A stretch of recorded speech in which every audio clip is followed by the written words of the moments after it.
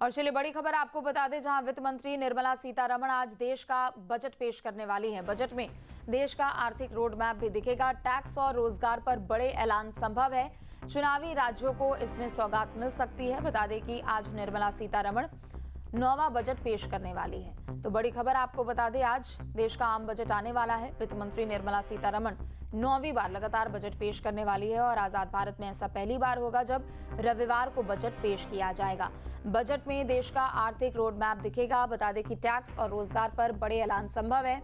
लोगों को उम्मीद है कि शायद एक बार फिर से उन्हें टैक्स में छूट मिल सकती है। टैक्स स्लैब में बड़ी छूट उनको मिल सकती है। इसके अलावा अगर रोजगार के बारे में बात की जाए तो यहाँ पर भी बड़े ऐलान संभव है। चुनावी राज्यों की बात करें तो चुनावी राज्यों को भी सौगात मिल सकती है। तो वित्त मंत्री निर्मला सीतारमण आज 9वीं बार बजट पेश करने वाली है। बता दें कि सुबह 11 बजे उनका संबोधन शुरू होगा। तो बड़ी खबर आपको बता दें, देश का आम बजट आने वाला है और हर तबके के लोगों की बात की जाए तो सभी को उम्मीद है कि थोड़ी बहुत राहत उनको मिले। टैक्स पेयर्स को सबसे ज्यादा उम्मीद यहाँ पर है कि उन्हें टैक्स स्लैब में एक बार फिर से छूट मिल सकती है, क्योंकि पिछले बार भी हमने देखा टैक्स स्लैब में बड़ी छूट मिली थी। 12 लाख तक के टैक्स स्लैब में यहाँ पर छूट मिली थी। और ऐसे में वित्त मंत्री निर्मला सीतारमण आज जब 9वीं बार बजट पेश करेंगी तो देखना होगा कि आखिर किस वर्ग को ध्यान में रख के कैसे ये बजट तैयार किया गया है। तो उम्मीदों का बजट ये होने वाला है। टैक्स और रोजगार पर बड़े ऐलान संभव है। बड़ी खबर आपको बता दें, चुनावी राज्यों के लिहाज से अगर बात करें तो उन्हें भी बड़ी सौगात मिल सकती है।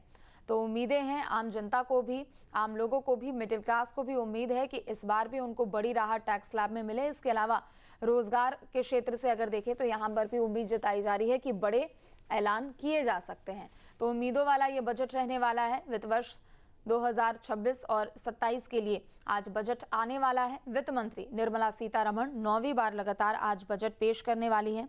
वहीं आपको बता दें कि सुबह 11 बजे ये संबोधन शुरू होगा और उसके बाद देखना होगा कि आखिर कितनी राहत यहाँ पर लोगों को मिली है। दूसरी तरफ अगर आज बात करें तो आज़ाद भारत में पहली बार ऐसा हो रहा है जब रविवार को देश का आम बजट पेश किया जा रहा है, लेकिन इस बजट से हर एक तबके को काफ़ी ज़्यादा उम्मीद नजर आ रही है। तो बजट में देश का आर्थिक रोड मैप दिखने वाला है। जीडीपी रेट की बात करें तो वो भी यहाँ पर 7.6 के आसपास रहने की उम्मीद जताई जा रही है। इसके अलावा अगर बात करें तो मिडिल क्लास को भी इस बजट से काफ़ी ज़्यादा उम्मीदें नजर आ रही है।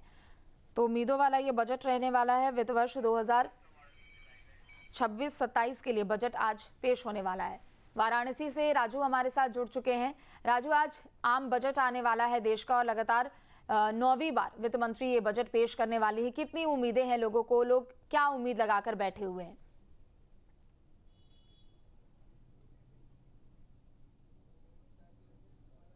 देखिए, जो जानकार हैं उनकी माने अगर तो ये बजट जो है वो 3-4 क्षेत्रों में इसको लाना बेहद जरूरी है। जैसे कि बीते दिनों मिशन सिंदूर चला और रक्षा के क्षेत्र में कुछ ऐसी टेक्नोलॉजियां अभी लाना बाकी है जो रक्षा के क्षेत्र को लेकर भी बजट पेश किया जाएगा। तो वहीं आपको बता दें कि टैक्सेस में छूट मिलना भी कई जगह तय माना जा रहा है, क्योंकि जिस तरीके से कुछ राज्यों में चुनाव होने वाले हैं उसका सीधा असर बजट पर आएगा। और उस बजट को भी विशेष ध्यान देना होगा कि जब बजट पेश हो तो इन राज्यों में चुनाव होने वाले हैं तो वहां भी इस टैक्सेस का असर ना पड़े और जो वोटर हैं वो इनकी तरफ आए, इसका भी विशेष ध्यान रखा जाएगा। तो वहीं बात करें सोने और चांदी के उछाल मार्केट का अब गिरावट शुरू हो गया है। आम बजट से जो लोगों के घर के दिनचर्या के जो खाने पीने की चीज है उसमें भी अगर गिरावट होती है तो आने वाले वक्त में अर्थव्यवस्था तो ऊपर जाएगी ही जाएगी, लेकिन जिस तरीके से अर्थव्यवस्था के साथ साथ आम जनमानस जिस तरीके से केंद्र में भाजपा सरकार को लाई है तो उसको बहुत उम्मीदें हैं कि महंगाई दर में थोड़ी और भी राहत मिल सके। इसके लिए यहाँ पर हम चाय की दुकान पर हैं, आम इंसान यहाँ हैं, जो आम इंसान हैं वो आम बजट की बात उनसे करते हैं। सर, सुबह से आप पेपर पढ़ रहे हैं, बजट को लेके क्या उम्मीदें हैं? बहुत अच्छी उम्मीदें हैं। अब सरकार लोन पे काम कर रही है, अस्पताल पे भी काम कर रही है। सच पूछा जाए तो सड़क पे भी काम दिख रहा है कि सड़कें बनी हैं, लेकिन जो घरेलू उपयोग की सामानें हैं, जैसे पहले हमें याद आ रहा है कि गैस पे सब्सिडी मिलती थी, वो सब्सिडी बिल्कुल ख़त्म हो गया है, जिसे लागू करना चाहिए। इंटरनेशनल मार्केट में गैस अभी भी उतना महंगा नहीं है जितना सरकार दे रही है।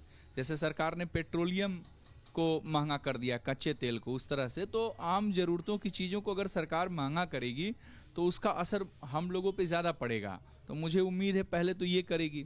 अभी जैसे आपने सोने चांदी का भाव बताया, इस पे भी मैं एक चीज़ ये बोलना चाहता हूँ कि अभी देखिए आप, जैसे सरकार का जिस दिन सरकार बनी थी 2024 में, तो आप ध्यान दिए होंगे जिस दिन बनी थी उसी दिन शेयर मार्केट 6000 पॉइंट गिरा था, 7 से 8000 पॉइंट तक गिर गया और वापस से फिर अगले दिन संभला और उसके अगले दिन और संभला, मुझे अच्छे से याद आ रहा है। मैं एक चीज़ जानना चाहता हूँ कि ये जैसे इतनी बड़ी खाई, क्या मार्केट हवा में चल रहा है कि इतनी बड़ी खाई को ऊपर नीचे कर रहा है? इससे आम निवेशक तो बर्बाद हो जाएगा, यानी एक तरीके से पूंजीपति ही टिके रहेंगे, जिसका करोड़ों रुपया लगा रहेगा वो टिका रह सकता है। उसी तरह से देखिए आप, चांदी हवा में गई, 4.5 लाख रुपए यानी 4,20,25 हजार रुपए तक चांदी गई। तो क्या पहले तो यही प्रश्नवाचक चिन्ह है कि चांदी इतनी ऊपर गई क्यों, और गई तो फिर टिकी क्यों नहीं? इस बजट की अगर बात करें तो इस बजट में क्या उम्मीदें हैं आम इंसान को? बिल्कुल उम्मीदें हैं कि सरकार सब्सिडी दे, सरकार शिक्षा पे काम करे, जैसे कि विश्वविद्यालयों को ज़्यादा से ज़्यादा खोले। मैं मानता हूं कि मैं उत्तर प्रदेश का निवासी हूं, मैं चाहता हूं कि उत्तर प्रदेश के हर जिले में एक विश्वविद्यालय हो कम से कम, कॉलेजों की संख्या बढ़े, स्कूलों में टीचरों की, यानी विश्वविद्यालय में असिस्टेंट प्रोफेसर और टीचरों की संख्या ज़्यादा बढ़े। शिक्षित भारत ही विकसित भारत हो सकता है। सर, किस तरीके का आम बजट होना चाहिए आम इंसान? देखिए, आम इंसान के लिए बजट हमेशा फायदेमंद होना चाहिए। जैसे सरकार को ध्यान रखना चाहिए, शिक्षा, महंगाई, स्वास्थ्य, चिकित्सा, जो दवाइयाँ हैं आम इंसान के पहुंच के बाहर हैं, तो ये ध्यान रखना होगा कि सरकारी जितने भी जो हॉस्पिटल हैं कम से कम उसमें उचित डॉक्टरों की नियुक्ति हो, दवाइयाँ सस्ती हो, स्वास्थ्य पर विशेष ध्यान दिया जाए, और शिक्षा के लिए जिसके बच्चों को भटकना पड़ रहा है, बाहर जाना पड़ रहा है, कम से कम शिक्षा अपने यहाँ मुहैया हो। तो ऐसे हैं जो बहुत सारे ऐसे हमारे यहाँ हैं, जैसे सरकार ने जरूर जेनरिक दवाइयों का काम किया है, मैं मानता हूँ, उसके लिए बधाई देता हूँ, लेकिन बहुत सारे क्षेत्र अभी भी बाकी है जिस पे सरकार को सच में काम करना है। क्योंकि सरकार को ये समझना पड़ेगा कि ये इस देश में 70% लोग आम आदमी हैं, 70 के 80% लोग आम आदमी हैं। क्योंकि मैं नहीं कह रहा हूँ, ये सरकार का डाटा बता रहा है, जो 5 किलो आटा वाला है, तो मैं नहीं कह रहा हूँ, वो सरकार का डाटा बता रहा है। तो आम इंसान को हित में रखकर ही बजट पेश करना होगा, क्योंकि आम इंसान ही देश की अर्थव्यवस्था, या यूं कह ले कि रीढ़ की हड्डी होता है। क्योंकि जो छोटे मोटे काम होते हैं वही रोजगार आगे चलकर बड़े पैमाने पे होते हैं, और बड़े पैमाने पर ही रोजगार एक बड़े व्यवसाय को तरफ ले जाता है। और व्यवसाय को बढ़ाने के लिए कहीं ना कहीं टैक्सेस में छूट की बात करनी चाहिए। तो वहीं मेडिकल क्षेत्र में अगर बात करें तो मेडिकल क्षेत्र में भी काफ़ी छूट देनी चाहिए। तो वहीं खेल की जगत को भी आगे ले जाने के लिए, खिलाड़ियों के लिए भी इस की बजट में सोचना होगा। तो वहीं रक्षा के बिल्कुल, क्षेत्र आम में बजट से लोगों को काफी ज्यादा उम्मीदें भी होती है राजू। हर एक क्षेत्र को ध्यान में रखते हुए पूरा बजट तैयार किया जाता है, लेकिन आम आदमी को सबसे ज्यादा अगर किसी चीज की जरूरत होती है तो महंगाई से उसे राहत मिल जाए, उसकी जेब पर ज्यादा असर ना पड़े, टैक्स में थोड़ी बहुत छूट मिल जाए, जो भी सुविधाएं सरकार की ओर से दी जा रही है उनमें उनको थोड़ी सी रियायत मिल सके, और यही उम्मीद होती है।